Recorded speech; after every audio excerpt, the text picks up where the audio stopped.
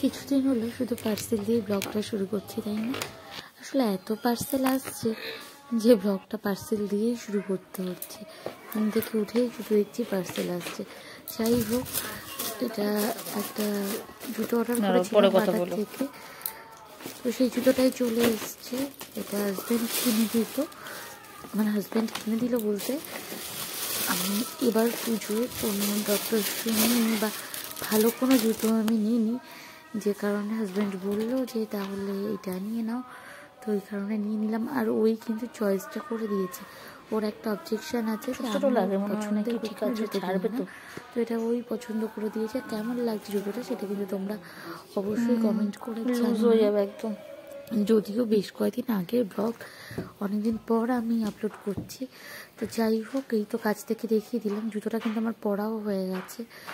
আর জুতোটা না পুরো ডক্টর শু নয়, কিছুটা ডক্টর শু আবার কিছুটা নর্মাল জুতোর মতোই। আর জুতোটার প্রাইস ছিল 1699। আর এখানটাতে দেখো বাবার স্কুলে বাচ্চারা ওয়ার্ক এডুকেশনের যে কাজগুলো সেগুলো করেছে, তো সেগুলো বাবা নিয়ে এসছে প্রত্যেকটাই কিন্তু ওয়াল হ্যাঙ্গিং। তো এগুলো খুব সুন্দর হয়েছে। ওখানে না একটা ওই যেই আর্টিফিশিয়াল পুঁতিগুলো পাওয়া যায় সেগুলো লাগানো ছিল, ওটা উঠে গেছিলো, তো আমি আবার ঠিক করে দিলাম। এটা এমনভাবে পেঁচিয়েছে যে এটাকে আমি খুলতে পারলাম না, বাবা ওটাকে পরে খুলে দেবে। যাই হোক, আমি ভেবেছি বাবা যদি ঘরে না রাখে, মানে না ঝোলায়, তো আমি নিয়ে এসে রেখে দেবো।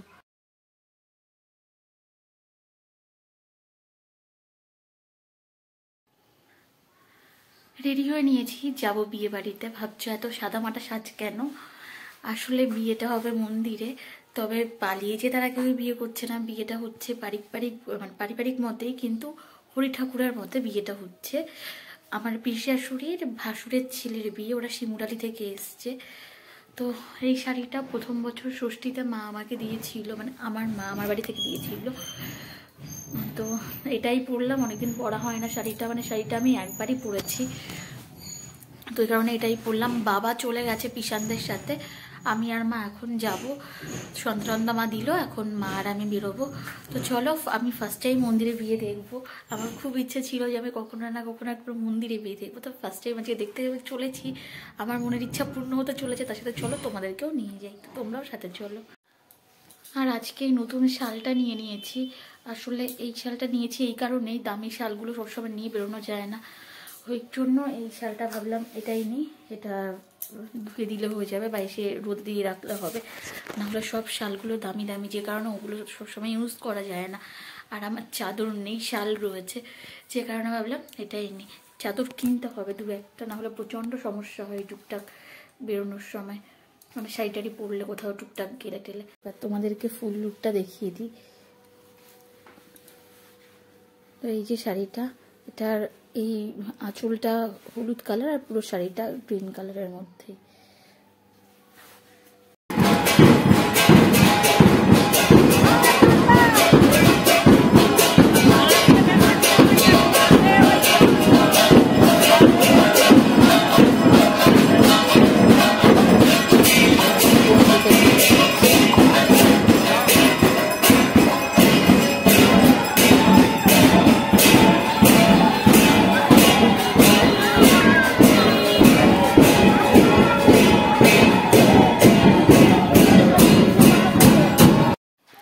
মন্দির থেকে ঘুরে চলে এলাম যেখানে কন্যাকে সাজানো হচ্ছিল সেখানে, আর যেখানে পিসি যা ননদ সবাই বসেছিলেন।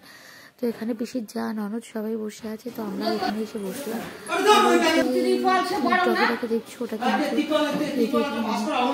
পিসি বলি, তো ওকেও সাথে করে নিয়ে বাবা তো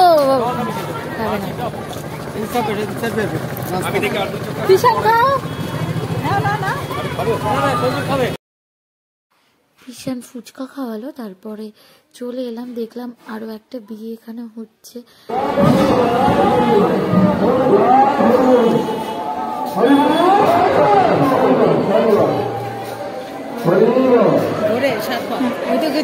দেখেছি আমি মন্দিরের পাশ দিয়েই তো হবে।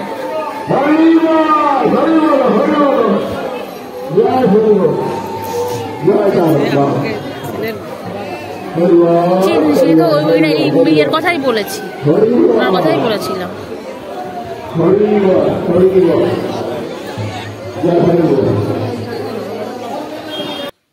আমাকে মা বললো চল ভুট্টা খাবে, তো বললাম হ্যাঁ চলো, কারণ একটু ঠান্ডা ঠান্ডা পড়েছে আর গুড়ি গুড়ি বৃষ্টিও পড়ছিল, তাই গরম গরম ভুট্টাটা খেতে খারাপ লাগবে।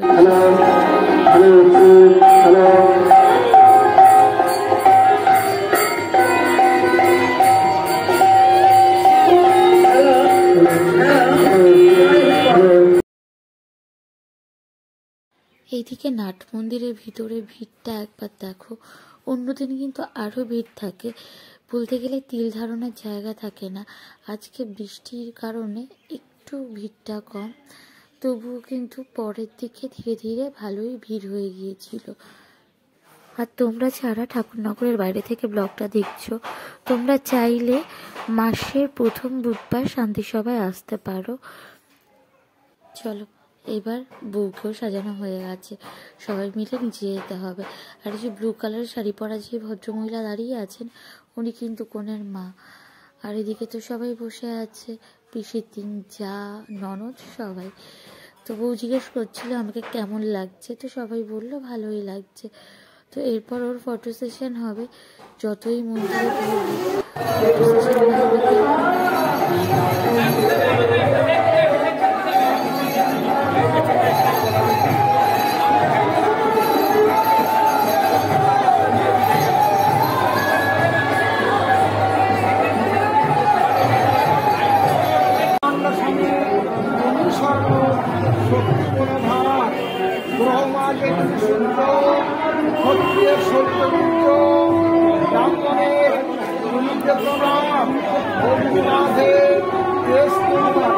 সর্বভূতে স্বামী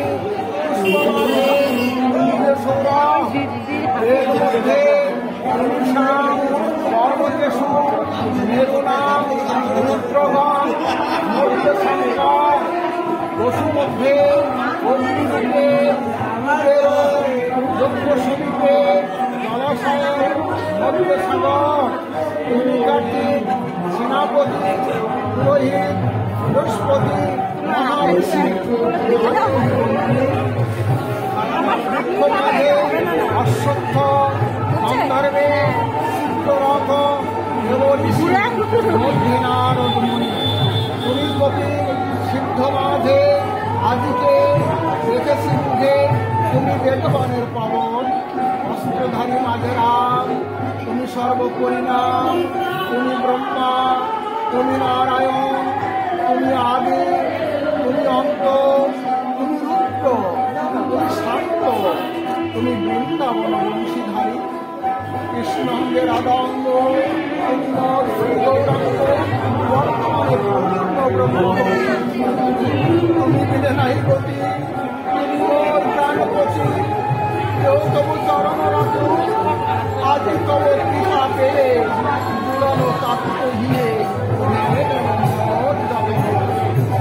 আর কিছু নাই চাই যেন তব গীতি গাই যতদিন রাখো মনে আছে পুরাণের নিয়ে খেলা ঘাটে শেষ জ্বালা কোনো দেখা আমার সাথে যেন তব সে করিতে এ যেন পারে করিতে এটুকু কামনা কামনা শুধু আর তোমাকে যেন নাই ভুলি মুখে সদা হরি বলি হরি দুয়ার রসনা যত বলি পরিপূর্ণ কৃতাঞ্জলি কহিলেন ঠাকুরের ভাই মহাগারে কৃপা করি শ্রীচরণ দিলে হরি মনে তার মৃত্যুঞ্জয় সাই তাই মূল নারী নরে পাবে তোমার কি প্রকারে সে কথা শুনিতে চাই আমি কইলেন হরিচান তোর কথা মান আমাকে সাহিত্য দিতে হোক ভক্তি ভরে দিন যাহা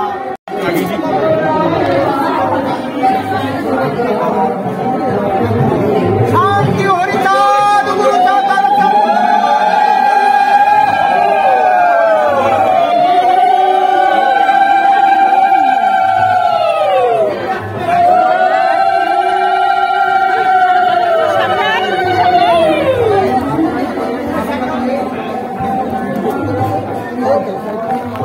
যেরকম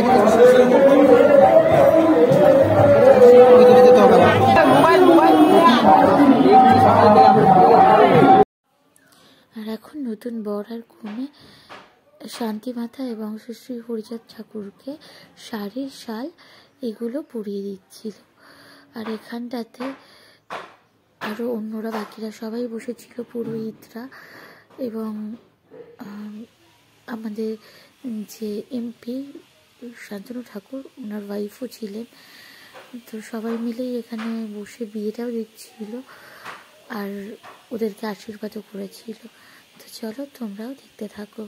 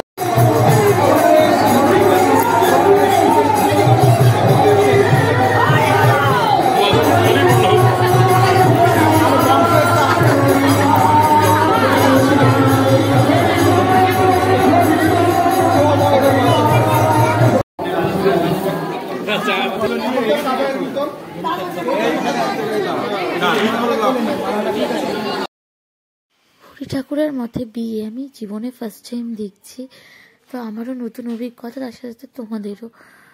এখানটাতে না বিয়ের রিচুয়ালসগুলো একটু অন্যরকম। যে রিচুয়ালসগুলো সাধারণত বিয়েতে আগে হয়, সেখানে এই রিচুয়ালসগুলো একটু পরের দিকে হচ্ছিল। যেমন এই যে বিয়ের সময় স্বামীর পাটা ধুয়ে দেওয়া, তাকে প্রণাম করা, মালা বদল, শুভ দৃষ্টি, এগুলো যেরকম আমাদের আগে হয়ে যায় সেরকম কিন্তু হরি ঠাকুরের মতে এগুলো পরে হয়। আমি জানি না এটাই নিয়ম নাকি এখানে এমন হয়েছে, যেহেতু ওই যে বললাম আমিও প্রথমবারই দেখছি। আর আমি তো বলবো তাই তুমি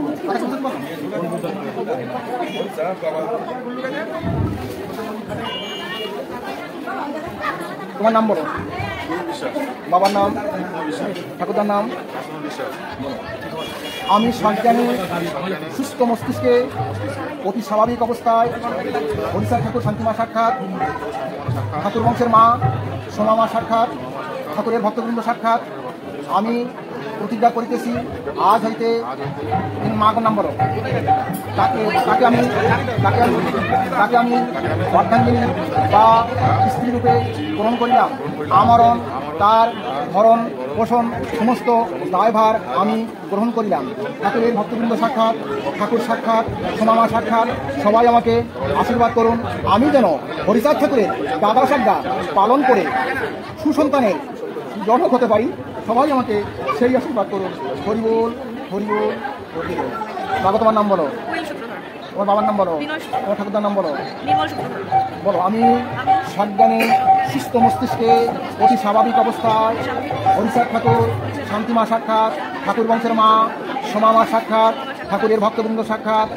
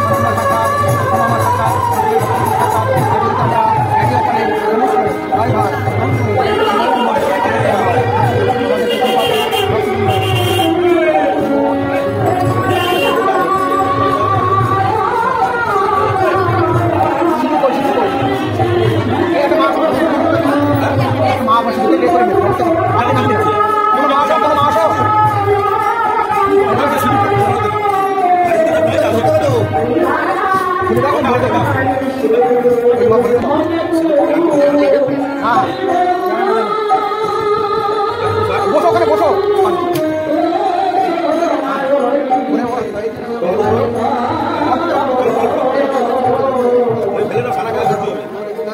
ছেড়ে না না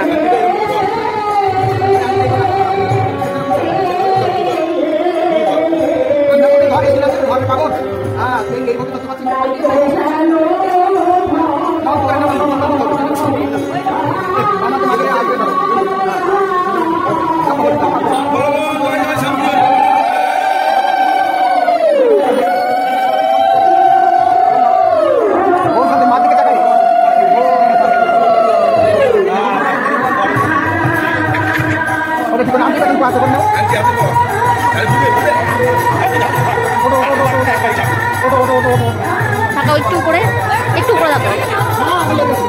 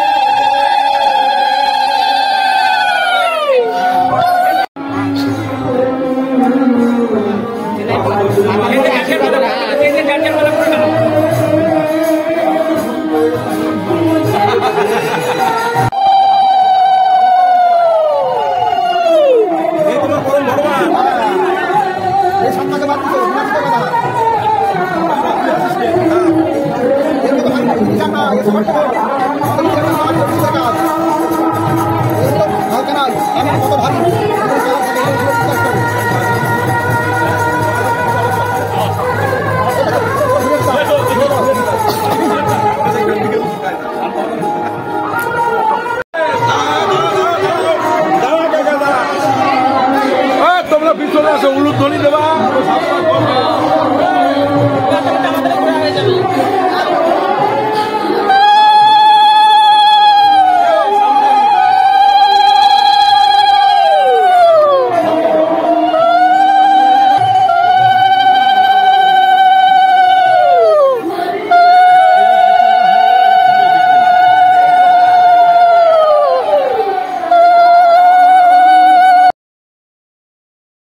আর এখানে যেহেতু অগ্নিদেবতাকে সাক্ষী রেখে বিয়েটা হচ্ছে না, তাই অগ্নিকে প্রদক্ষিণ করার তো কোনো প্রশ্নই ওঠে না। তাই মন্দিরটাই প্রদক্ষিণ করে নিচ্ছিল নতুন বর আর কনে। আর তার সাথে সাথে আমরাও ঘুরছিলাম। আমি কিন্তু ঘুরছিলাম ব্লগ, উলুধ্বনি তো দেবই, কিন্তু তার সাথে সাথে ব্লগটাও তো করতে হবে।